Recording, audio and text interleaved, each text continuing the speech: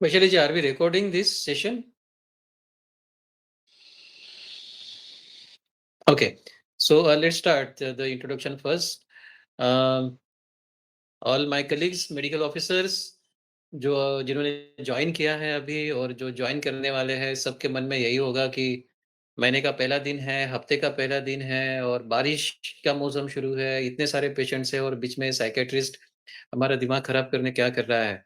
As usual दिमाग खराब करता है। तो मैं आपको एक एश्योर करना चाहूँगा कि ये जो सेशन है उल्टा ये आपका टाइम सेविंग सेशन है।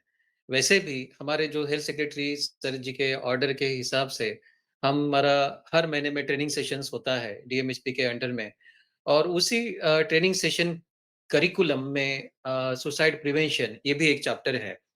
और अभी मिनिस्ट्री से एक लेटर आया है जहां हमें 10 अक्टूबर को सुसाइड प्रिवेंशन डे है और सुसाइड प्रिवेंशन डे के अवसर पर 10 से 16 अक्टूबर तक सुसाइड प्रिवेंशन वीक हमें ऑब्जर्व करना है और उस दौरान हमें अलग-अलग हमारे पीएससी के लेवल पर कम्युनिटी में अलग-अलग अवेयरनेस प्रोग्राम्स करने हैं। तो वो अलग-अलग प्रोग्राम्स कैसे करने हैं, उसके लिए भी मैं आपको एक रेडीमेड पॉइंट्स स्क्रिप्ट देने जा रहा हूँ जो हिंदी में है, उस पॉइंट्स का यूज़ करके आप प्रोग्राम कर सकते हैं। लोगों को कम्युनिटी में प्लेस दिलवानी है, वो प्लेस भी हमने बनाई है, वो भी आपका उसका भी आप इस्तेमाल कर सकते हैं। और उस बहाने आज जो गेट कीपर ट्रेनिंग है, वो भी हम कर रहे हैं, तो पूरे सुसाइड प्रिवेंशन के कांसेप्ट को हम समझ सकते हैं और अपने खुद के लेवल पर हमारे ओपीडी में हम सुसाइड को कैसे प्रिवेंशन कर सकते हैं। हाँ, सुसाइड प्रिवेंशन सिर्फ आईएससी एक्टिविटी से, कम्युनिटी में अवेयरनेस एक्टिविटी से नहीं होता है, तो हर एक इंडिविजुअल जहाँ आप है, जहाँ हमारे हेल्थ वर्कर्स है, जहाँ हमारे सीएचओज़ है, जहाँ कॉमन कोई भी कम्युनिटी का एक पर्सन है, जिसमें एम्पैथी है, वो सुसाइड को प्रिवेंट कर सकता है, जिन्हें गेट कीपर कहा जाता है। गेट कीपर यानी चौकीदार। जैसा एक चौकीदार गेट के पास खड़ा रहता है और अपने घर को, अपने घर के सदस्य को वो संरक्षित करता है, वो प्रोटेक्शन देता है। कुछ एंटी सोशल तत्वों को अंदर आने नहीं देता है। वैसे ही हम आप हमारे हेल्थ वर्कर्स, हमारे सीएचओज़, हमारे सब कम्युनिटी पीपल जो इस बारे में अवेयर है, जिनको लोगों के भावनाओं के बारे में सहानुभूति है, वो सब इस चौकीदार का, इस प्रहरी का रोल निभा सकते हैं और ये जो हमारे देश पर मंडराया हुआ सुसाइड का संकट है, उससे हमारे लोगों को वो संरक्षित रख सकते हैं। जी हाँ, हमारे देश पर सुसाइड का संकट मैंने कहा है। क्या आपको पता है कि हमारे देश में सबसे ज़्यादा सुसाइड करने वाली महिलाएँ पूरे वर्ल्ड में हमारे देश में ही हैं। ये कितनी एक लज्जास्पद बात है कि दुनिया में महिला अगर कोई सुसाइड करती है, तो ये सबसे ज़्यादा चांसेस है कि वो भारत की महिला हो। हमारा देश अगर हम देखा जाए तो सुसाइड का जितना प्रिवालेंस है, सुसाइड रेट जितना है, उसके आस-पास ही है, उससे थोड़ा-सा ज़्यादा है। परंतु हमारे देश की लोक संख्या बहुत ज़्यादा है, सो रेट मायने नहीं रखता है। हमारे देश की लोक संख्या ज़्यादा होने से पूरे वर्ल्ड में ज़्यादा सुसाइड हमारे अगर निकाला जाए तो हमारे रीजन से हमें पाई जाएगी। उसमें से भी हमारा जो भूभाग है, दादरा नगर हवेली, दमन दीव, ये आदिवासी बहुल भूभाग है और एविडेंस बेस्ड स्टडीज़ ये कहती है कि आदिवासी बहुल क्षेत्रों में, आदिवासी लोगों में सुसाइड रेट वैसे भी ज़्यादा रहता है। इसका रीज़न ये है कि उनमें जो पर्सनैलिटी ट्रेट्स होते हैं, जो जेनेटिक्स पैटर्न से प्रोपेगेट होती है, यानी इम्पल्सिविटी और एग्रेशन। इम्पल्सिविटी यानी बिना सोच समझ के भावनाओं के आवेग में किया गया कृत्य, यानी इम्पल्सिविटी, और एग्रेशन यानी गुस्से में किया गया कृत्य। और ये दोनों चीज़ें हमारे आदिवासी क्षेत्रों में, लोगों में ये पाई जाती है। साथ में हमारे आदिवासी लोगों में अल्कोहल ये कल्चरली एक्सेप्टेड है। उस वजह से अल्कोहल एक क्रोनिक अल्कोहलिज़्म में डिप्रेशन एक बहुत ही कॉमन पाया जाता है। डिस्थाइमिया जो डिप्रेशन का एक सौम्य स्वरूप होता है, वो पाया जाता है। और साथ में अल्कोहलिज़्म में सुसाइड टेंडेंसी इंडिपेंडेंटली भी पाई जाती है। ये सब एविडेंस बेस्ड है। और साथ में अल्कोहल का यूज़ भी लोग डिसइन्हिबिशन के लिए करते हैं। जब अल्कोहल हम लेते हैं, तो डिसइन्हिबिशन होने लगते हैं और जो चीज़ों से हम सुसाइड से रुकते हैं हम, वो निकल जाती है और व्यक्ति भावनाओं के आवेग में आकर अल्कोहल के इन्फ्लुएंस में सुसाइड करता है। मैंने पाया है पिछले 20 सालों में कि हमारे इस क्षेत्र में जो मेल पर्सन सुसाइड कर रहे हैं, खास करके जो आदिवासी पर्सन हैं, वे ज़्यादातर अल्कोहल के इन्फ्लुएंस में उन्होंने सुसाइड की थी। वो दूर-दराज में रहने वाला एक गरीब आदिवासी क्यों ना हो, या फिर कोई नेता क्यों ना हो, या फिर कोई ऑफिसर क्यों ना हो। दूसरा जो लेडीज़ मैंने पाया है अ, जो सुसाइड कर रहे हैं, खास करके आदिवासी, उन्हीं में भी अल्कोहलिज़्म का इनडायरेक्टली इफ़ेक्ट था कि घर में अल्कोहलिज़्म चल रहा है और उस वजह से वो अप्रत्याशित रूप से अफ़ेक्ट हो रहे हैं। घर पूरा डिस्टर्ब हुआ है, आर्थिक तौर पर घर के वातावरण पूरा डिस्टर्ब हुआ है और उस वजह से फ्रस्ट्रेशन में आकर वो लेडी सुसाइड कर रही है। तो हमारे लिए ये बहुत ही ख़ास मायने रखता है कि हम प्रहरी रहे और हमारी कम्युनिटी को इस राक्षस से बचाए, हम डट के उसका सामना करें और डट के सामना कैसे करना है, जो आज इस सेशन में हम देखने वाले हैं। So second slide please. Suicide क्या है? Next slide. तो सुसाइड हम सोसाइटी के लिए जब भी हम सुसाइड की बात करते हैं, तो हमेशा लोग इसको एक नकारात्मक रूप से देखते हैं। नहीं, नहीं उसके बारे में बात मत करो, ऐसे। घर में अगर आप बात करना चाहेंगे, तो दूसरा कोई टोकता है, नहीं इसके बारे में बात मत करो, बच्चे सुन रहे हैं। यानी हम एक नकारात्मक रूप से बात करते हैं। मैंने जब स्कूलों में फ़ोन किया कि हमें ये सुसाइड प्रिवेंशन के बारे में बात करनी है, तो उन्होंने तुरंत मुझे जवाब दिया, "नहीं, नहीं, नहीं, नहीं, हमारे यहाँ ऐसा कुछ नहीं है, इसके बारे में हम बात नहीं करना है। लोगों को क्या फिर से भड़काना है क्या? बच्चों को क्या फिर से भड़काना है क्या सुसाइड के बारे में?" तो दोस्तों, एविडेंसेस ये कहते हैं सुसाइड के बारे में बात करने से सुसाइड बढ़ती नहीं है। सुसाइड के बारे में बात करने से उल्टा मन में जो भावनाएँ छुपी हुई है, वो बाहर प्रकट होने की संभावना ज़्यादा रहती है और बाहर प्रकट होने से जो व्यक्ति है वो हल्का महसूस करता है और दूसरा व्यक्ति सुनता है और उसे मदद करने के भी ज़्यादा चांसेस बढ़ जाते हैं, उसको मदद मिलती है और साथ में सुसाइड करने से उल्टा सुसाइड के बारे में बातें करने से उल्टा सुसाइड का प्रमाण कम होता है। ये एविडेंस बेस्ड जो स्टडीज़ हुए हैं उसमें पाया गया है। और इस बार का जो सुसाइड का थीम है वही यही है, लेट्स टॉक। यही उसका ओवरऑल थीम है कि इसके बारे में खुलकर बात किया जाए, खुलकर बोला जाए। हमने हमारे घर में, हमारे आस-पड़ोस में, हमारे समाज में आत्महत्या के बारे में खुलकर बोला जाए। अगर मुझे आत्महत्या के ख़्याल आ रहे हैं, मैं खुलकर एक्सप्रेस करूँ, वहाँ मुझे स्टिग्मा नहीं रहना चाहिए। या फिर मैं बेझिझक किसी को पूछूँ, "अरे! आप तो टेंशन में दिख रहे हैं, बहुत दिनों से, कटे-कटे से रहते हैं। क्या आप में कुछ आत्महत्या के विचार आते हैं या फिर मर जाने के विचार तो नहीं आ रहे हैं ना?" इतना खुल के हम बोल सकना चाहिए और यही चीज़ है कि सुसाइड को प्रिवेंट करेगी जब हम ये खुलापन, ये नॉन स्टिग्मा वाला एटीट्यूड हमारे समाज में आएगा इस विषय के बारे में। तो यही हमें फैलाना है। जो पेशेंट सुसाइड कर रहे हैं उसको हम हमेशा देखते हैं कि वो वीक है, वो कमज़ोर है, वो मन से विक्षिप्त है या फिर मन से डिस्टर्ब हुआ है।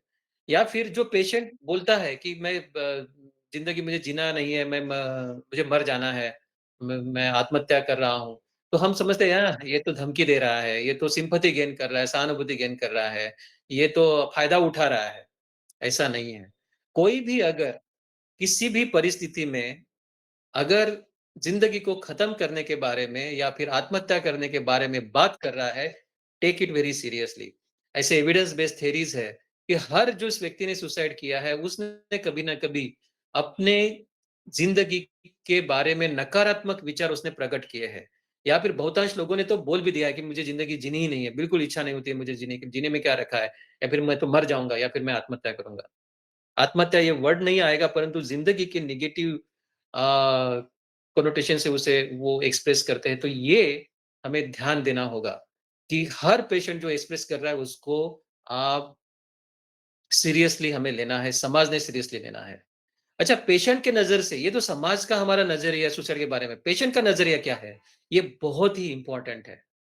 पेशेंट के लिए जब उसकी मानसिक दर्द, उसका भावनात्मक जो पीड़ा है, वो सहन शक्ति के बाहर हो जाती है और उसको कोई होप आशा नहीं दिखती है, तब वो उस परिस्थिति से दूर जाने के लिए, छुटकारा मिलने के लिए, मुक्ति पाने के लिए वो सुसाइड कर रहा है। आप देखो, सुसाइड के बारे में हम कौन-सी नज़र से देखते हैं और लेकिन उस जो व्यक्ति सुसाइड कर रहा है, उसको कौन-सी नज़र है ना? Suicide is cry for help. Suicide एक चीख है, एक पुकार है कि आओ मुझे मदद करो। मुझे मदद नहीं मिल रही है, मैं इतने कष्टदायक, इतने तकलीफ में हूँ और मुझे मदद नहीं मिल रही है और मैं ये कदम उठाने जा रहा हूँ। तो सुसाइडल आइडिएशन जो व्यक्ति एक्सप्रेस कर रहा है या फिर आप पूछ रहे हैं और वो बता रहा है या फिर उसके रहन-सहन से आपको दिख रहा है, so that is the cry for help और ये हमारा फर्ज़ है कि हम मदद के लिए हाथ बढ़ाएँ। Okay, next slide please. हाँ, कुछ लोग सुसाइड जैसे मैंने कहा इम्पल्स में भावनाओं के आवेग में आकर करते हैं। तो वो जो भावनाओं का आवेग को कैसे रोकना है, जैसे अगर आपने देखा होगा कि बच्चा अपने पिताजी को मोबाइल माँग रहा है या फिर गाड़ी माँग रहा है और पिताजी ने नहीं दी और पिताजी ने उसको डाँटा और बच्चे ने जाके छलांग लगाई और सुसाइड कर दिया। तो ये भावनाओं का आवेग है। वो भावनाओं का आवेग हमने बच्चे के बाकी भूतकाल में जो उसका बर्ताव था वहाँ जब वो छलक रहा था, ना पेरेंट्स ने नोट किया, ना किसी ने वो भावनाओं का आवेग नोट किया कि ये बच्चा अपनी भावनाओं के आवेग को, अपने इम्पल्सेस को कंट्रोल नहीं कर पा रहा है और उसको एड्रेस नहीं किया। सो ये चीज़ें हमें समझना बहुत ही ज़रूरी है। So next slide please. Suicide can be prevented, yes, let let this slide be there. तो सुसाइड ये बिल्कुल भी प्रिवेंट की जा सकती है और एक ज़िंदगी बच सकती है और वो प्रिवेंट करने के लिए हमें अगर वो सुसाइड वाला पर्सन है, उसको सही समय पर हम आइडेंटिफ़ाई कर पाएँ कि ये पर्सन के मन में आत्महत्या के विचार आ सकते हैं या फिर आ रहे हैं, ये हम समझ पाएँ और उसे हम मदद का हाथ बढ़ाएँ, तो आसानी से सुसाइड प्रिवेंट की जा सकती है। नहीं, नहीं, वो बहुत गरीबी है, बहुत सारे प्रॉब्लम्स है, कितने सारे लाइफ कॉम्प्लिकेटेड है, गवर्नमेंट ने ये करना चाहिए, वो करना चाहिए। हाँ, हर लेवल पर सुसाइड प्रिवेंशन के एफर्ट्स होने चाहिए, पॉलिटिकल लेवल पर होने चाहिए, हमारे एडमिनिस्ट्रेटिव लेवल पर होने चाहिए, हर डिपार्टमेंट उसमें इन्वॉल्व होना चाहिए। परंतु तब तक सुसाइड प्रिवेंट नहीं हो सकती है, जब तक आप, मैं और आपके गाँव का एक-एक इंटेलेक्चुअल पर्सन, एक-एक भावनिकता समझने वाला पर्सन को अपनी जवाबदारी वो लेगा कि मुझे सुसाइड प्रिवेंट करनी है, तब तक ये बिल्कुल भी नहीं हो सकता है। सो अगर हम ये जान पाए, आप और कोई भी पर्सन ये अगर जान पाता है कि इस पर्सन कि ऐसे सिचुएशन में ये फँसा हुआ है कि इसको सुसाइड के अभी तक आए कि नहीं आए हमें पता नहीं, पर सुसाइड के ख़्याल आ सकता है। ये पर्सन बोल रहा है कि मुझे जीने की इच्छा नहीं हो रही है। ऐसे पर्सन को उसी समय में आइडेंटिफ़ाई करके अगर हम उसको हेल्प देते हैं, मदद देते हैं, कौन-सी मदद देना है, अभी हम बात करेंगे। तो वो पर्सन की जान बच सकती है। Next slide please. तो सबसे पहले नेक्स्ट स्लाइड, उसके प्रीवियस स्लाइड कीजिए। हाँ, नेक्स्ट स्लाइड। हाँ, यस। सो ये कौन से साइन्स होते हैं, वार्निंग साइन्स सुसाइड के, कि जो हम जिससे हम पता कर सकते हैं कि बच्चा या फिर कोई पर्सन या फिर कोई लेडी ये सुसाइड में प्रवृत्त हो सकती है। एक तो उनकी जो परिस्थिति है, वो परिस्थिति को समझो। गाँव में हमें पता होता है, हमें या फिर गाँव के बाकी लोगों को भी पता होता है कि किसके घर में क्या-क्या चल रहा है, कौन क्या-क्या क्राइसिस में है, हमें पता होता है। अगर कोई व्यक्ति वल्नरेबल हमें दिखता है, जैसे कि एक लेडी है, वो डोमेस्टिक वायलेंस का शिकार हो रही है। एक घर है जिसका घर में जो व्यक्ति है, ब्रेड अर्नर है, वो दारू पी रहा है, उस वजह से फाइनेंशियल क्राइसिस में है। तीसरा व्यक्ति है जिसके प्रिय कोई जन मर गया है। चौथा व्यक्ति है, लड़का है जिसका आजू-बाजू में किसी लड़के ने लड़की ने सुसाइड किया है, यंग लड़के ने सुसाइड किया है। वो भी वल्नरेबल हो सकता है, जिसको कॉपीकैट सुसाइड कहते हैं। ऐसी परिस्थिति को अगर हम आइडेंटिफ़ाई करें और खुद अप्रोच करके उनके साथ बात करें और डायरेक्ट प्रश्न पूछें कि आत्महत्या के विचार तो नहीं आ रहे, मर जाने के विचार तो नहीं आ रहे? हाँ, डायरेक्ट प्रश्न पूछना ये अभी हमारे समय की ज़रूरत है। कुछ लोग बोल के दिखाते हैं। अगर कोई व्यक्ति बोलता है, हमें वो मज़ाक में लगता है, लेकिन मज़ाक में नहीं लेना है, कि मैंने सब कुछ करके देखा लेकिन कोई रास्ता ही नहीं बचा। या फिर दूसरा डायलॉग लोगों का, अब मैं जीवन से थक गई हूँ, अभी मुझे नहीं जीना है, अभी मुझे सहन नहीं होता है। सीरियसली लीजिए। अगर कुछ लोग तो मरने के बारे में बोलते हैं, डायरेक्ट आत्महत्या नहीं बोलेंगे कि ज़िंदगी ना जीने के बारे में बोलते हैं। जैसे कि कभी-कभी लगता है कि ज़िंदगी को एक बार ही खत्म कर डालें। आपने ये जो संवाद है कई बार सुना होगा आपके पर्सनल लाइफ़ में। कुछ लोग ऐसे कह सकते हैं कि चिंता मत करो, अभी ज़्यादा दिन आपको मुझे सहन नहीं करना पड़ेगा। अभी इसने यहाँ देखो, उसने डायरेक्टली ना सुसाइड का नाम लिया है, ना ज़िंदगी खत्म करने का नाम लिया है, लेकिन अभी मुझे ज़्यादा दिन तक सहन नहीं करना पड़ेगा। ये ज़िंदगी नहीं होती तो बहुत अच्छा होता। मैं मर जाऊँगी ना तब आप सुखी हो जाओगे।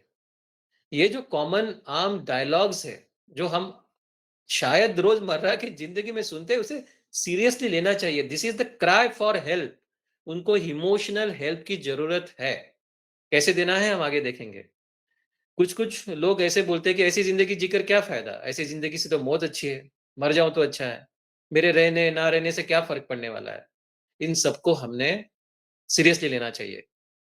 कुछ लोगों को अगर हम कुछ प्रिपरेशन दिखता है कि वो पर्सन है और उसने घर में रस्सी लेके आया है, घर में उसने केरोसिन लेके आया है या फिर पेस्टिसाइड अपने रूम में रखा है। अगर वो कुछ समय से एकदम अलग से व्यवहार कर रहा है कि अभी सब चीज़ें अपना बराबर रख रहा है, जो भी काम अपूर्ण थे वो कामों को कंप्लीट कर रहा है, लोगों को वो फ़ोन करके बता रहा है, सबको मिल-जुल रहा है अचानक ही, कि जैसे कि वो उसका आखिरी गुड बाय हो। तो उ इसको भी हमने सीरियसली लेना चाहिए, शक की नज़र से देखना चाहिए और डायरेक्ट पूछना चाहिए उस व्यक्ति को, है ना? Next slide please. हम अपने ओपी ये तो हो गया समाज में, फैमिली में लोगों ने कैसे पहचानना चाहिए। हमारे ओपीडी में हम कैसे पहचान सकते हैं? तो जैसे मैंने कहा कि जो वल्नरेबल पर्सन है, कि दारू घर में कोई दारू पी रहा है या फिर वो खुद दारू पी रहा है या फिर डोमेस्टिक वायलेंस का शिकार है, फाइनेंशियल क्राइसिस में लोग गुज़र रहे हैं, क्वारल वगैरह रिलेशनशिप्स में हो रहे हैं, हस्बैंड वाइफ के क्वारल हो रहे हैं। तो ये अ, लोगों को हमने जाकर खुद अप्रोच करना चाहिए। अगर किसी पेशेंट को साइकियाट्रिक इलनेसेस है, जैसे खास करके डिप्रेशन, उसमें चांसेस बढ़ जाते हैं। जो व्यक्ति अल्कोहल, जैसे मैंने कहा कि जो अल्कोहल का सेवन कर रहे हैं, अल्कोहल डिपेंडेंट है, वो खुद व्यक्ति भी सुसाइडल टेंडेंसी की ओर प्रवृत्त होता है और उस व्यक्ति की वजह से जो फैमिली डिस्टर्ब हो रही है, वो फैमिली के मेंबर्स भी सुसाइडल आइडिएशन से गुजर रहे होते हैं। जैसे मैंने कहा कि हमारे आदिवासी समाज में एग्रेशन और इम्पल्सिविटी ये है। एक क्षुल्लक-क्षुल्लक, छोटे-छोटे कारणों के लिए हम बोलते हैं कि अरे उसने सुसाइड कर दिया। तो वो कारण सुसाइड के लिए नहीं रहते हैं, लेकिन उसके पीछे जो जेनेटिक उसका प्रीडिस्पोज़िशन है, जो एनवायरमेंटल फैक्टर और जो स्ट्रगल उसका काफ़ी दिनों से चल रहा है उस एनवायरमेंटल फैक्टर से और फिर ये प्रेसिपिटेटिंग फैक्टर वो कारण जो हमें सिंपल लगता है, लेकिन उसके लिए एक बहुत बड़ा एक कारण बनता है और वो आदिवासी व्यक्ति सुसाइड करता है। ये हमें समझना चाहिए। हमारे ओपीडी में अगर ऐसा कुछ दिख रहा है, अगर कोई व्यक्ति है जिसने पहले सुसाइड किया है या फिर उस व्यक्ति में फैमिली हिस्ट्री है सुसाइड की, तो हमने पूछना है डायरेक्ट कि क्या मर जाने के कभी ख़्याल आते हैं? अगर कोई व्यक्ति क्रोनिक फिज़िकल इलनेस से सुसाइड के विचार भी उसको आ सकते हैं, उसको भी हम पूछ सकते हैं। दूसरी बात जो एनवायरमेंटल फैक्टर्स है, जिसका किसी का फाइनेंशियल लॉस हो गया है, जॉब लॉस हो गया है, रिलेशनशिप में प्रॉब्लम्स आए हैं, डोमेस्टिक वायलेंस हुआ है, कोई बच्चा है जिसका चाइल्ड अब्यूज़ के उसको एक्सपीरियंसेस हुए हैं। अ, जैसे हमारा जब भात की रोपाई होती है, बारिश के समय में, उस समय में पेस्टिसाइड आसानी से अवेलेबल होता है। उस समय में जो झगड़े वगैरह ऐसे हो रहे हैं घर में, ऐसे समय में हमने सुसाइड के बारे में पूछना चाहिए। Next slide please. तो हमने क्या करना चाहिए? हमने सुसाइड के बारे में पूछा। नेक्स्ट स्लाइड प्लीज़, वैशाली जी। तो हमने क्या करना चाहिए? और हमें पता चल रहा है कि ये व्यक्ति वल्नरेबल है, इस व्यक्ति सुसाइड के आइडिएशन से गुज़र रहा है या इस व्यक्ति ऐसी परिस्थिति में बन गया है कि ये व्यक्ति में सुसाइड आइडिएशन आ सकते हैं। तो जैसे हम सीपीआर देते हैं, किसी पेशेंट की जान बचाने के लिए, वैसे ही हमें क्यूपीआर देना है, कार्डियक पल्मोनरी रिससाइटेशन वैसे ही क्यूपीआर, क्यू यानी क्वेश्चन, पी यानी पर्सुएशन और आर यानी रेफरल कि क्वेश्चन करना यानी पूछो, डायरेक्टली पूछो उसके साथ कि हम उसको एक्सप्लोर कर रहे हैं, उसके भावनाओं को, उसके विचार को क्वेश्चन करके हम उसको एक्सप्लोर कर रहे हैं। पता है व्यक्ति सुसाइड इसलिए करता है कि कोई उसके पास उसको समझने वाला नहीं रहता है। कोई किसी के पास वो शेयर नहीं कर सकता है, ये मेन कारण होता है और वो हेल्पलेस महसूस करता है। अगर हम उसको सिंपल लिसन करते हैं, सुनते हैं, तो भी जान बच सकती है। तो क्वेश्चन करना है, कैसे? आप हम बोल सकते हैं कि जब कोई ऐसे परिस्थिति से, ऐसे कठिन परिस्थिति से, ऐसे विपरीत परिस्थिति से गुज़रता है, तो टेंशन आ जाता है। क्या आप किसी टेंशन का, दुःख-दर्द का सामना कर रहे हैं? या फिर आप डायरेक्ट क्वेश्चन भी कर सकते हैं। ऐसे टेंशन में कभी-कभी ज़िंदगी जीने की इच्छा नहीं होती है। क्या आपको भी ज़िंदगी जीने की इच्छा नहीं हो रही है? या फिर नहीं इतना आपको ये है, तो डायरेक्ट पूछो कि क्या आप जिस टेंशन को सहन कर रहे हैं, उस वज़ह से क्या आप में मर जाने के, आत्महत्या करने के विचार आते हैं? No problem, you can ask direct. आप एक सोबर तरीके से भी पूछ सकते हो या फिर नहीं आपको लगता है, तो आप डायरेक्ट भी पूछिए। उससे कुछ भी नुकसान नहीं होने वाला है। उल्टा पेशेंट को फ़ायदा होने वाला है। कैसे फ़ायदा होने वाला है पूछने से सिर्फ? पेशेंट को एट लीस्ट इतना लगने वाला है कि ये पर्सन है जिससे मेरा कंसर्न है, जो मेरे बारे में सोचता है, जो मेरी भावनाओं को अंदर चल रहे हैं, मेरे विचारों के युद्ध को समझ पा रहा है। सिंपल पूछने से इतना एक वाक्य पूछने से ये ऐसा हो सकता है। सो क्यू फॉर क्वेश्चन, है ना? क्या आपको कभी लगता है इस टेंशन का सामना करते हुए विचार आते हैं कि ज़िंदगी नहीं होती तो अच्छा होता? बस ये एक ही सवाल उसकी अंदर की भावनाओं को बाहर निकालने के लिए प्रवृत्त कर सकते हैं। जैसे होता है ना, हमें कोई फोड़ा हो जाता है, हमारे ओपीडी में आते हैं और वो पस होता है और हम उसको पहले पंक्चर करते हैं, छोटा-सा हम उसको पंक्चर करते हैं और उसको पूरा पस को पहले हम निकाल देते हैं उसको, है ना? वैसे ही ये भावनाओं का उद्रेक कर सकते हैं हम, भावनाओं का जो आवेग है, उद्रेक है, ये बाहर वेंटिलेट हो सकता है, अगर हम पेशेंट को डायरेक्ट क्वेश्चन पूछे तो। Next slide please. P, P for persuasion कि हम उसको पर्सुएट कर रहे हैं कि वो हेल्प ले, वो मदद ले। हम उसको पटा रहे हैं कि ये जो चीज़ें हो रही है आपके साथ, ऐसा होता है, इट्स ओके। हम इसके इससे आपको मदद भी मिल सकती है। मैं वहाँ आपके साथ में खड़ा हूँ। ये कैसे हम करेंगे? तो हम उसको ये बोलते हैं कि मैं आपके तकलीफ को, आपकी पीड़ा को समझ रहा हूँ। मैं आपकी परिस्थिति को समझ रहा हूँ कि आपके लिए ये कितनी कठिन है ना? मैं आपकी तकलीफ को, पीड़ा को समझ रहा हूँ। दूसरा, हम उसको थोड़ा-सा जनरलाइज़ कर सकते हैं कि इट्स ओके कि ऐसे हालत में लोगों को अपने आप को आहत करने के बारे में, मर जाने के बारे में विचार आते हैं। ऐसा होता है, इट्स ओके। पर इस विचार के बहकावे में आपको नहीं आना है। ये उसे हमें कहना है। उसे ये जताना है कि मुझे आपकी परवाह है। मैं आपकी चिंता कर रहा हूँ। मैं आपके साथ खड़ा हूँ। आप अकेले नहीं हैं। मैं आपकी मदद करना चाहता हूँ। अगर आप प्रोफ़ेशनल मदद लेते हैं, तो इस तकलीफ से आप ज़रूर बाहर आ सकते हैं। और ये जो डायलॉग है, ये बिल्कुल हमें एक प्रकारे मगअप ही करना है, पाठांतर कर लेना है। जैसे सीपीआर की प्रोसीजर आपको पता है कि एग्ज़ैक्टली कितने मिनट में रेट से हम वो सीपीआर दे रहे हैं, कब क्या करना है, कैसे एबीसी फ़ॉलो करनी है, ये हमें पता है। वैसे ही हमें ये डायलॉग जो है, ये बिल्कुल हमारे मगअप होने चाहिए। कौन से? 4 प्रकार के डायलॉग जो मैंने हाइलाइट किए हैं कि मैं आपकी तकलीफ को, पीड़ा को समझ रहा हूँ।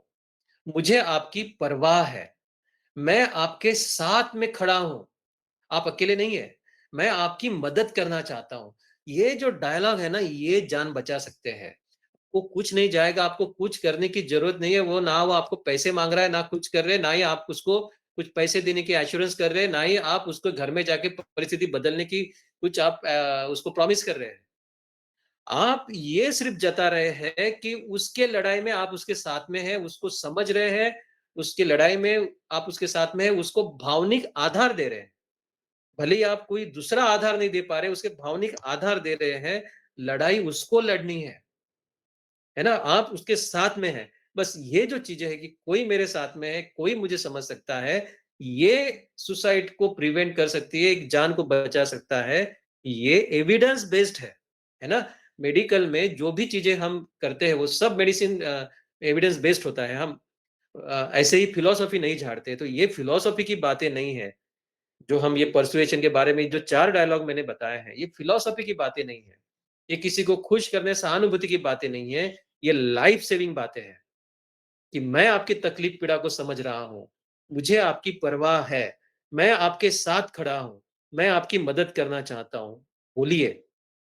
पता नहीं क्यों हमारे भारत में हम इमोशंस को एक्सप्रेस नहीं करते हैं, जबकि बाहर लोग आई लव यू बोलने में झिझकते नहीं हैं।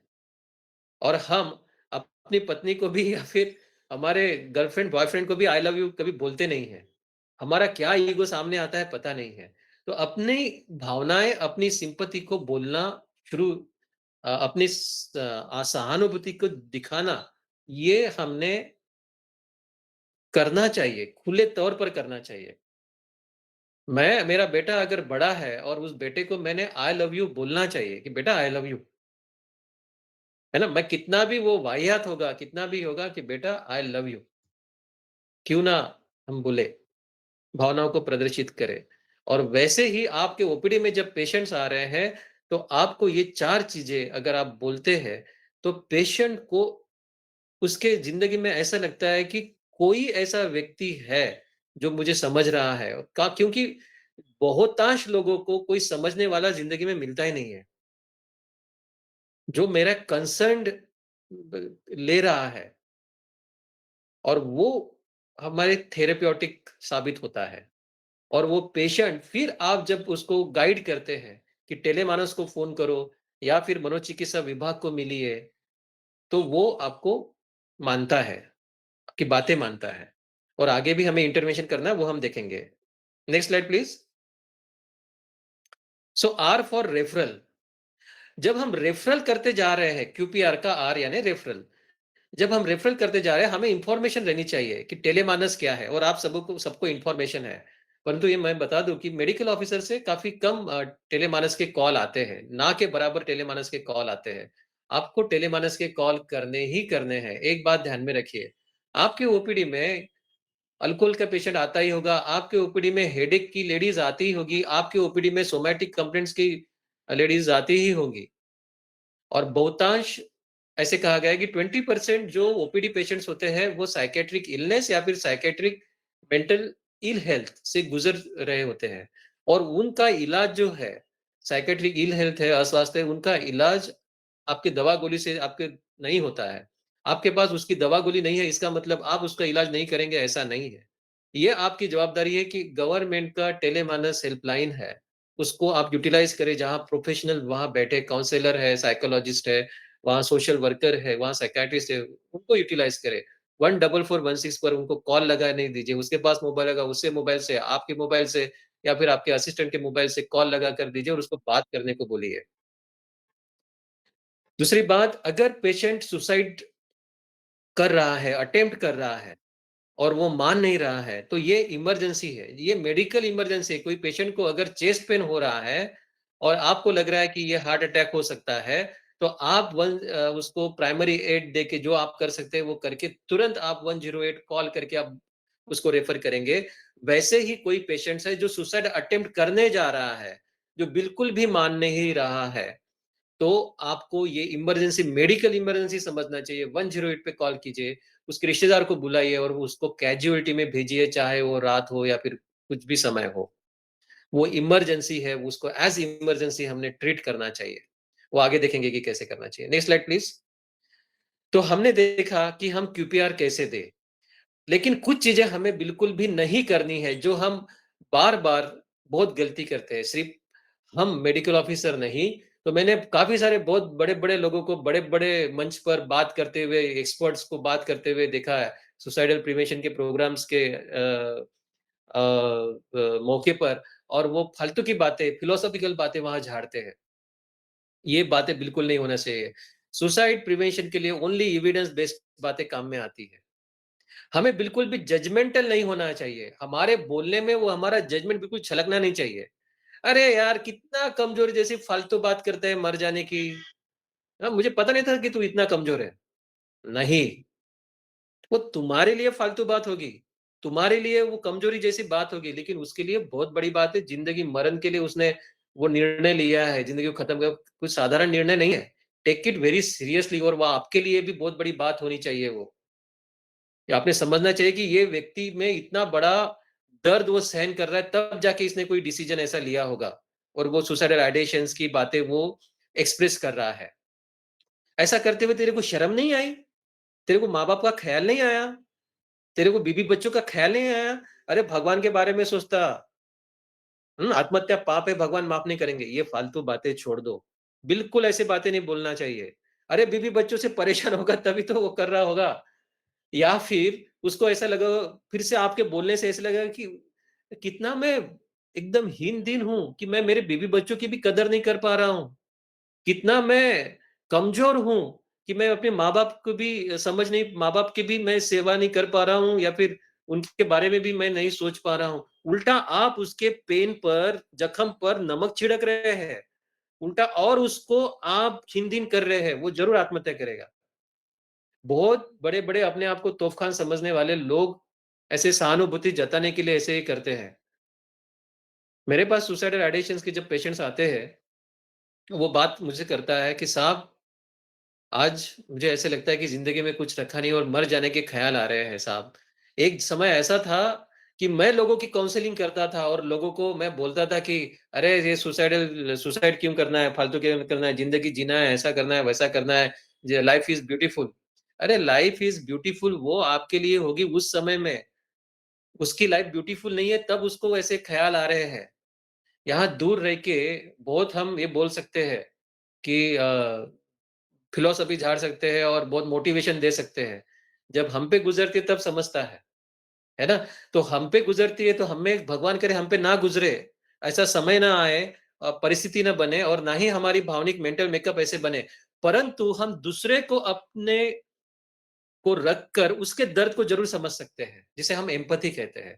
तो बिल्कुल भी नॉन जजमेंटल रहिए और बिल्कुल भी अपनी मोरालिटीज़ उसके ऊपर इम्पोज़ ना करें। Next slide please. एकदम से जब कोई व्यक्ति सुसाइड के बारे में बोलता है आपसे एकदम शॉक में आप गए, "हाँ! ऐसे कैसे बोल रहे हो तुम? अरे ऐसे कैसे आप सोच रहे हो?" ना करें, काम डाउन रहें, कूल रहें और उसको इतना जताएँ कि yes, I am listening you और मैं आपको सीरियसली ले रहा हूँ। उसको फालतू की समझाने की कोशिश ना करें। डोंट मिनिमाइज़ कि एक छोटी-सी फालतू बात पर आत्महत्या के विचार तुम्हें आ ही कैसे सकते हैं?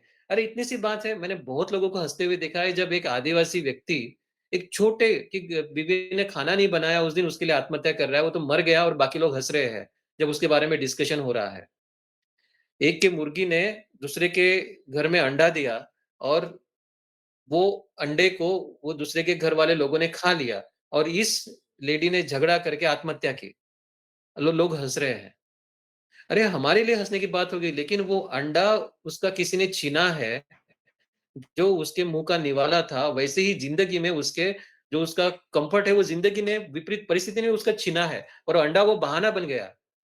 आपके लिए किसी ने आपका एक अंडा लेना आपके लिए कोई बड़ी बात नहीं होगी, लेकिन उस आदिवासी व्यक्ति के लिए, उस गरीब व्यक्ति के लिए ये बहुत बड़ा बात है। ये हमें समझना चाहिए। तो उसको बिल्कुल मिनिमाइज़ नहीं करनी चाहिए और एंड डोंट ट्रिवियलाइज़। अरे! ऐसे धमकियों को मुझे पता है, वो बार-बार धमकी देने से तू सहानुभूति ले रहा है। बच्चों को हम हमेशा ट्रिवियलाइज़ करते हैं। जब कोई ऐसे बोलते हैं कि मैं मर जाऊँगा, मुझे गाड़ी नहीं मिली तो, मोबाइल नहीं मिले तो। अरे! उसके ऊपर वर्क तो करे, उसको ना गाड़ी दे, ना मोबाइल दे, कि बेटा मैं समझ रहा हूँ कि आप भावनिक तौर पे डिस्टर्ब हो चुके हैं, लेट्स टॉक। हम बात करते हैं। चलो let's have the counselling session या आप टेलीमानस से हम बात करते हैं। चलो हमारे मनोचिकित्सा विभाग में जाते हैं या फिर टेलीमानस में फ़ोन करके हम बात करते हैं। है ना? ये नहीं होना चाहिए। So don't express the shock, don't minimise and don't trivialise. Next, तो हमें इंटरवेंशंस क्या करना है? Next slide please. हमें इंटरवेंशंस क्या करना है? तो हमें इंटरवेंशंस ये करना है, यहाँ कोई भी दवा-गोली नहीं देना है। पर ये चीज़ें आप ध्यान में रखिए, ये स्लाइड आपके मोबाइल में रहनी चाहिए। इस बी सपोर्टिव, है ना? जैसे हमने अभी कुछ समय पहले देखा कि मैं आपके साथ में हूँ, ये सपोर्ट रहना चाहिए। उसमें होप इंस्टिल करने की कोशिश करें कि हाँ, ऐसे विपरीत परिस्थिति आती है, लेकिन इससे रास्ते भी निकल आते हैं। रास्ते भी और मैं हमेशा लोगों को ये भी बोलता हूँ कि हाँ, कभी-कभी रास्ते भी कभी निकल नहीं आते हैं ना, तो समय हील करता है। समय चीज़ों को और मैंने देखा है, मेरी खुद की ज़िंदगी में, आपने भी देखा होगा लोगों की ज़िंदगी में भी, भले ही वो विपरीत परिस्थिति नहीं गई, पर टाइम हील्स, समय के साथ-साथ सब एडजस्ट हो जाता है। हमने उससे कॉन्ट्रैक्ट लेना चाहिए। जब हम उसके साथ हमने क्यूपीआर दिया, क्यूपीआर के बाद में हमने उससे कॉन्ट्रैक्ट लेना चाहिए कि देखो मुझे आप वचन दो कि आप अपने आप पर कोई नुकसान नहीं करोगे, आप कभी आत्महत्या नहीं करोगे। आप लिख के दो, तो आप बच्चे अगर होंगे तो लिख के लीजिए, बड़े लोग होंगे उससे भी लिख के लेकर साइन दीजिए, तो दिमाग में वो फिक्स हो जाता है और वो जब उसके मन में आत्महत्या के विचार आते हैं, तो आप याद आते हो कि नहीं मैंने इसी को वचन दिया है। ये और ये काम करता है, this is the evidence based वो कॉन्ट्रैक्ट मेकिंग। उसको एक क्राइसिस प्लान हमने देना चाहिए। क्राइसिस प्लान यानी क्या? ओके आपने क्यूपीआर दिया, उसको काउंसलिंग किया, उससे कॉन्ट्रैक्ट लिख के दिया, परंतु उसके बाद में तो वो घर में जाने वाला है। घर में जाने वाला है, आप 5 बजे तक आपकी ड्यूटी है, उसके बाद में रात को उसको ख़्याल आने वाले हैं। अगर उसको रात को भी ख़्याल आते हैं मर जाने के, तो उस समय में उस व्यक्ति ने खुद क्या करना चाहिए? That is the crisis plan. वो हम अभी देखेंगे। सेफ्टी नेट कि उसको हमें सुरक्षित कैसे रखा जाए कि वो जो व्यक्ति है जिसके मन में आपको पता चला है कि वो आत्महत्या करने जा रहा है, क्यूपीआर से आपको पता चला, क्वेश्चनिंग से पर्सुएड किया, आपने रेफरल किया, उसको सब बताया कहाँ-कहाँ ट्रीटमेंट हो सकती है और वो घर में गया। अभी वो घर में वो सुरक्षित रहना चाहिए, तो आपने उसे किसी रिश्तेदारों को ये बातें बतानी चाहिए जो उसपे ऊपर सुपरविज़न रखे। उसके आस-पास कोई ऐसे हार्मफुल चीज़ें ना हो, उसके बारे में हम देखेंगे और वो सुरक्षित जगह पर रहे। हमने सही जगह रेफरल करना चाहिए जिसके बारे में हम देखा और आगे भी हम देखेंगे। तो इंटरवेंशन में जैसे हमने कहा कि बीइंग सपोर्टिव यानी क्या? आप अकेले नहीं हैं, मैं हमेशा आपके साथ में हूँ।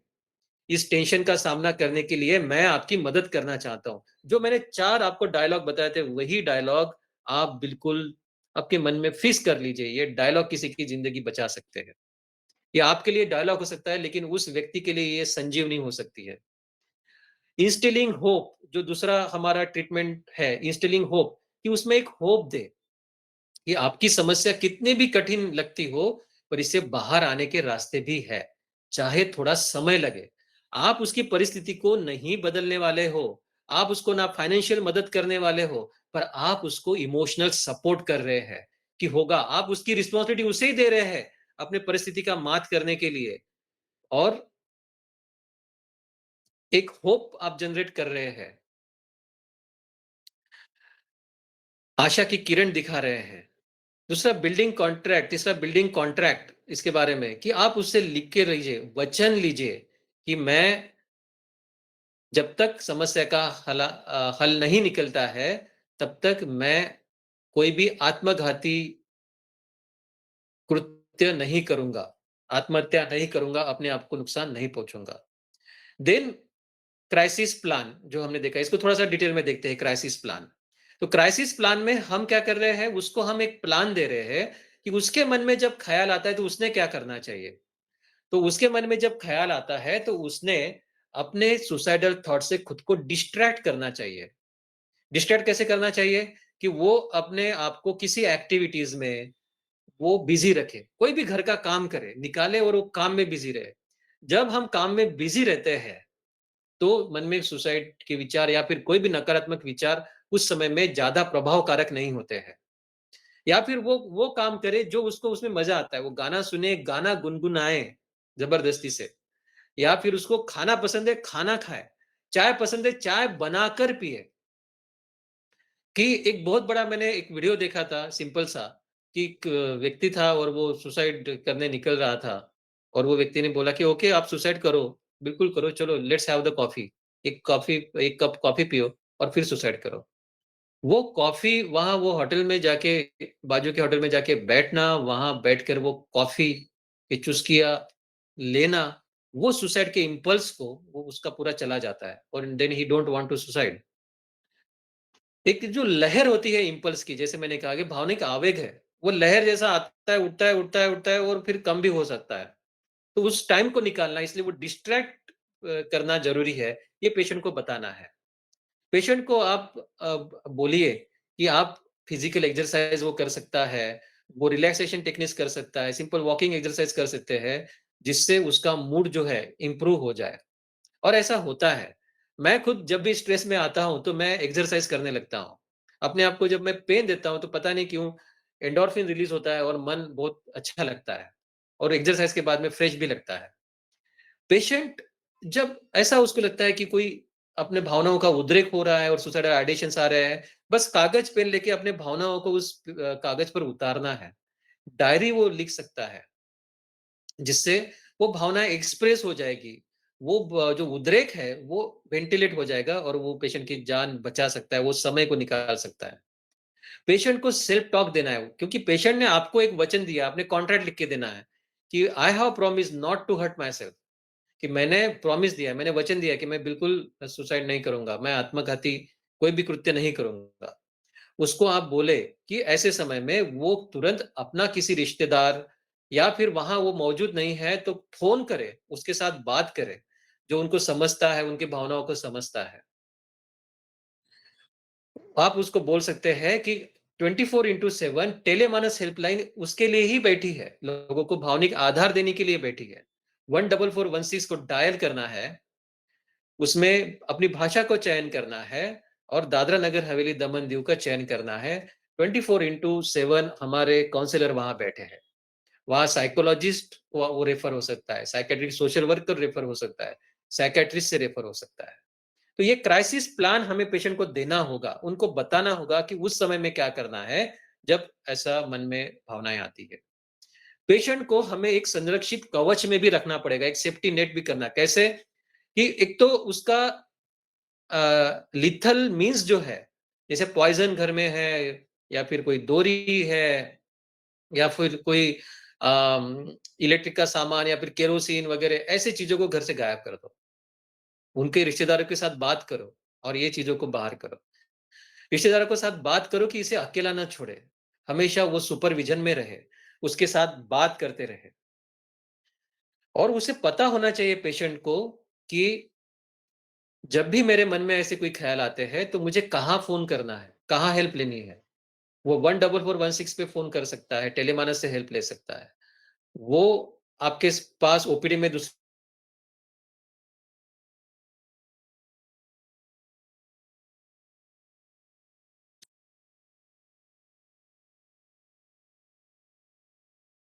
मुझे सुन पा रहे हैं आप? Yes, sir. हाँ। Audible. आप मनोचिकित्सा विभाग में उसे आप भेज सकते हैं। तो ये एक्सेसिबिलिटी हमें होनी चाहिए। अच्छा, आपने टेलीमानस को फ़ोन किया, मनोचिकित्सा विभाग में बताया या फिर आपने टेलीमानस को फ़ोन किया, ओके, आपने खुद उसका ये क्यूपीआर दिया और उसका काउंसलिंग हुआ, तो उसको छोड़ना नहीं है। ये कभी भी फट सकता है अंदर का ज्वालामुखी। उसका फ़ॉलो अप लीजिए कि उसने टेलीमानस को वो बार-बार फ़ोन कर रहा है क्या? क्या उसने कभी सिविल हॉस्पिटल में मनोचिकित्सा विभाग में दिखाया है क्या? क्या अभी भी आत्महत्या के विचार आ रहे हैं क्या? उसकी जिस परिस्थिति की वजह से वो आत्महत्या के विचार है, वो परिस्थिति की अभी पोज़ीशन क्या है? उसको फ़ॉलो अप लीजिए। जैसे आपने पहली बार उससे सहानुभूति जताई, पहली बार आपने ये उसे एश्योर किया कि आप उसके साथ खड़े हो, इसका मतलब ये है कि आपको फ़ॉ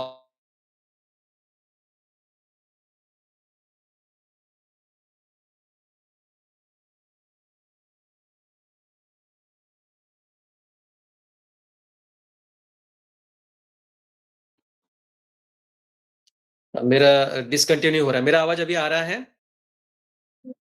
तो उस फ़ॉलो-अप में भी आपने उसके साथ खड़े रहना चाहिए। So provide the safety net. Next then referral. तो रेफरल के बारे में हमने बात किया कि जब भी हम एक सबसे इम्पोर्टेंट उसमें ये होता है रेफरल के बारे में। नेक्स्ट नेक्स्ट स्लाइड आप पीछे गए वैशाली जी। इंटरवेंशंस रेफरल पे जाइए और नेक्स्ट आगे और नेक्स्ट। हाँ, सो रेफरल के बारे में जब पेशेंट सुसाइड कर रहा है, वो बिल्कुल ठीक है, नहीं मुझे अभी जीना ही नहीं है, मुझे सुसाइड मैं अभी अभी के अभी मैं मरने जा रहा हूँ। या फिर आपको पता है कि पेशेंट ने सुसाइड करने का अटेम्प्ट किया है, तो आपको जैसे मैंने अभी कहा कि इसको मेडिकल इमरजेंसी समझना है। जैसे आप हार्ट अटैक के पेशेंट्स को जितना शिद्दत से आप तुरंत एक्शन लेते हैं, वैसे ही आपको तुरंत एक्शन लेना है। एक तो आप पहले टेलीमानस को फ़ोन लगा कर दीजिए, 14416 डायल करके पेशेंट को बात कीजिए और पेशेंट को वहाँ एंगेज कीजिए, कि आप यहाँ बात करो। तब तक आप खुद पेशेंट के रिलेटिव को फ़ोन करो, कि वो पेशेंट के रिलेटिव वहाँ आए, वो पेशेंट के ऊपर क्लोज़ सुपरविज़न करे। उसके आस-पड़ोस में, चाहे वो आपके ओपीडी में हो, चाहे उसके घर में हो, कोई भी शार्प ऑब्जेक्ट नहीं रहना चाहिए, कोई भी डोरी नहीं रहनी चाहिए, कोई भी केमिकल नहीं रहने चाहिए, पेस्टिसाइड नहीं रहने चाहिए, कोई केरोसिन नहीं रहना चाहिए। 108 को कॉल करो। यस, बिल्कुल ये इमरजेंसी है, 108 बिल्कुल डिनाई नहीं कर सकता है। पेशेंट चलता-फिरता है, फिर भी अगर वो सुसाइडल आइडेशंस कर रहा है, तो it's a psychiatric emergency, department of psychiatry में भेजना है या फिर कैजुअल्टी में भेजना है, साइकियाट्रिस्ट को वहाँ आना ही होगा। और पेशेंट अगर कोऑपरेटिव नहीं है और या फिर रिलेटिव भी उसको हैंडल नहीं कर पा रहे हैं और वो बिल्कुल ज़ोर ज़बरदस्ती कर रहा है, ऐसा होता है। मेंटल इलनेसेस पेशेंट जो सुसाइड अटेम्प्ट कर रहा है या फिर जिनका किसी के साथ झगड़ा हुआ है और वो बहुत गुस्से में है और वो सुसाइड अटेम्प्ट कर रहा है। ऐसे समय में किसी से हैंडल नहीं हो रहा है, सुनने को तैयार नहीं है, पुलिस की हेल्प ले सकते हैं। मेंटल हेल्थ केयर एक्ट 2016 के अंडर में ये पुलिस का फर्ज बनता है कि वो पेशेंट को रेस्क्यू करे वहाँ से और उसको वो खुद पुलिस वहाँ एस्कॉर्ट करे पेशेंट को हॉस्पिटल तक। और आप साथ में कैजुअल्टी में आप रेफरल नोट भी अपना लिख सकते हैं और एक ये ना भूलें कि कैजुअल्टी में तो भेजना ही है, साथ में refer to casualty and department of psychiatry लिखें। कैजुअल्टी में आजकल जो नए-नए मेडिकल ऑफिसर, नए-नए बच्चे वहाँ जाके बैठे रहते हैं, वो उतना सीरियस नहीं होते हैं। हाँ, पेशेंट ने अपने हाथ को काट लिया क्या, वो वहाँ जाके टाँका लगाएँगे, एमएलसी-वेमएलसी कर देंगे और जाओ घर में बोलेंगे। पर वो जो आज उसने काटा है, वो घर में जाके दूसरे दिन वो क्या करेगा और अपनी ज़िंदगी को खत्म करेगा, ये बता नहीं सकते हैं। सो ज़रूर वहाँ लिखना है refer to casualty and department of psychiatry, जिससे साइकियाट्रिक रेफरेंस होना चाहिए, साइकियाट्रिस्ट ने देखना चाहिए, है ना? ओके। दूसरा, अगर इमरजेंसी नहीं है और वो पेशेंट है और सुसाइडल आइडेशंस है, तो फिर क्या करना चाहिए? ऐसे समय में कहाँ रेफरल करना चाहिए? जैसे हमने अभी डिस्कस किया, क्यूपीआर देना चाहिए। उसको हमने देन क्यूपीआर के साथ-साथ हमने नॉन जजमेंटल रहना चाहिए। उसे हमने अ, क्राइसिस इंटरवेंशन प्लान देना चाहिए, उसे हमने सेफ्टी नेट प्रोवाइड करनी चाहिए, उसे हमने कॉन्ट्रैक्ट लेना चाहिए, राइट? और जब हमें रेफर करना है, तो पहले तो टेलीमानस से उसके साथ बात करवाइए। दादरा नगर हवेली, दमन, दीव यहाँ इनके लिए 14416 डायल करना है, लैंग्वेज सिलेक्ट करनी है और दादरा नगर हवेली, दमन, दीव ये ऑप्शन सिलेक्ट करना है। रिलेटिव को इन्वॉल्व कीजिए। जब हम रिलेटिव को इन्वॉल्व करेंगे तो 24/7 उसको सुपरविजन पेशेंट को रहेगा। रिलेटिव की भी ये जवाबदारी बनती है और ज़रूरत अगर है मेंटल इलनेस लग रहा है और ये इमरजेंसी लग रहा है, पेशेंट को ज़रूर आप department of psychiatry civil hospital में भेजिए। दीव के जो पेशेंट है, वो उनको आप ई-संजीवनी के द्वारा दमन में आप रेफर कर सकते हैं। साइकियाट्रिस्ट से आप कंसल्टेशन ले सकते हैं। तो आप वहाँ सेफ हो जाएँगे कि आपने टेलीमानस को भी बात किया, आपने ई-संजीवनी के द्वारा साइकियाट्रिस्ट को भी किया और आपने खुद भी पेशेंट को क्यूपीआर दिया, क्वेश्चनिंग, पर्सुएशन और रेफरल किया। ओके, एक बात ध्यान में रखिए, नेक्स्ट स्लाइड प्लीज़, कि सिर्फ़ आपको क्यूपीआर ये ध्यान में रखना है, कम से कम क्यूपीआर कि क्वेश्चन करने में बिल्कुल भी झिझकना नहीं है। डायरेक्टली आप क्वेश्चन पूछ सकते हैं या फिर थोड़ा-सा रैपो क्रिएट करके क्वेश्चन पूछ सकते हैं। पेशेंट को पर्सुएशन दीजिए कि मैं वो जो 4 मैंने डायलॉग बताए हैं कि मैं आपके दर्द को, पीड़ा को समझ रहा हूँ। मैं आपके साथ खड़ा हूँ। मैं ये जो समय है, विपरीत परिस्थिति है, ये भी चली जाएगी। परिस्थिति बदलेगी। मैं आपकी मदद करना चाहता हूँ। तो ये 4 चीज़ें जो है यानी आप होप दे रहे हैं, उसके एक एम्पैथी जता रहे हैं और एक इमोशनल सपोर्ट दे रहे हैं। ये आप चीज़ें करते हैं। पेशेंट को आप क्राइसिस इंटरवेंशन यानी ऐसे जब मन में विचार आए तो क्या करना है, इस बारे में बताते हैं। पेशेंट को सेफ्टी नेट यानी उसको रिश्तेदार को इन्वॉल्व करके जितने भी डेंजरस चीज़ें हैं आजू-बाजू में उसको आप निकालते हैं, तो आप ज़िंदगी पेशेंट की बचा सकते हैं। सो सुसाइडल अटेम्प्ट, सुसाइडल थ्रेटनिंग ये एक इमरजेंसी है और सुसाइडल आइडिएशंस ये भी इमरजेंसी के और बढ़कर पेशेंट को लाइफ थ्रेटनिंग हो सकती है। तो हमें हर पेशेंट को सीरियसली लेना है और हर पेशेंट आपके पास नहीं आने वाला है। हम हर वल्नरेबल पेशेंट को आइडेंटिफाई करें, हम पेशेंट को खुद अप्रोच करें, खुद क्यूपीआर करें, खुद उसको इंटरवेंशन दें। तब हम अपना फर्ज निभा रहे हैं, ऐसा होगा और हम अपने समाज को भी इस राक्षस से दूर रख सकते हैं, चौकीदार बन के, प्रहरी बन के, गेटकीपर बन के। Thank you very much.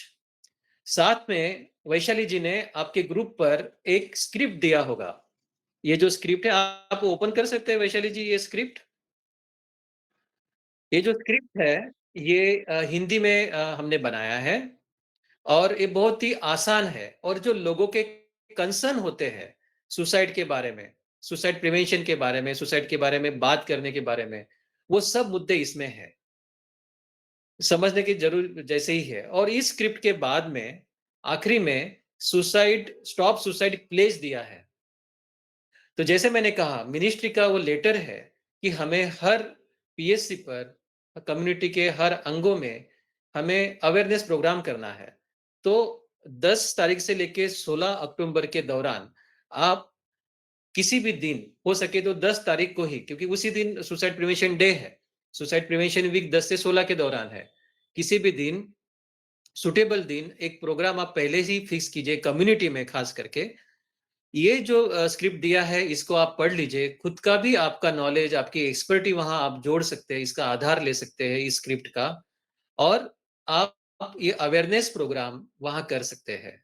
Awareness programme के बाद में आपको स्टॉप सुसाइड प्लेज जो आपके लोग हैं, उसको वो स्टॉप सुसाइड प्लेज वो करना है, उसका फ़ोटोग्राफ लेना है और वैशाली जी आपको जो लिंक भेजेगी वहाँ वो भेजना है। जिससे जो ये एक्टिविटीज़ है वो मिनिस्ट्री में भी जाएगा और हमारा जो मेंटल हेल्थ प्रोग्राम है वहाँ भी वो ऐड होगा। सो ये अ, आपको वैशाली जी गाइड करेंगे ग्रुप पर कि कौन-सी लिंक है, कैसे ये अपलोड करना है। तो आई होप कि ये जो सुसाइड प्रिवेंशन वीक है, हम सब मेडिकल ऑफिसर हमारे दादरा नगर हवेली, दमन दीव संघ शासित प्रदेश में हम अच्छे तरीके से निभाएँ। क्योंकि इस संघ शासित प्रदेश का इस विषय पर संसद में आवाज़ गूंज उठा है। आपने सुना होगा कि जो संसद में इसके बारे में बोला गया है। दूसरी बात जो एडमिनिस्ट्रेटर साहब हैं हमारे, उन्होंने भी 15 अगस्त के अपने स्पीच में यही विषय उठाया था। तो हम भी उसके प्रहरी हैं और हम भी हमारे कर्तव्य को इस विषय के अनुषंग से हम पूरी तरह से अच्छी तरह से निभाएँगे। Thank you very much. धन्यवाद। कुछ इश्यूज़ होंगे तो आप डायरेक्टली मुझे फ़ोन कर सकते हैं, कॉल कर सकते हैं। वैशाली जी से संपर्क कर सकते हैं।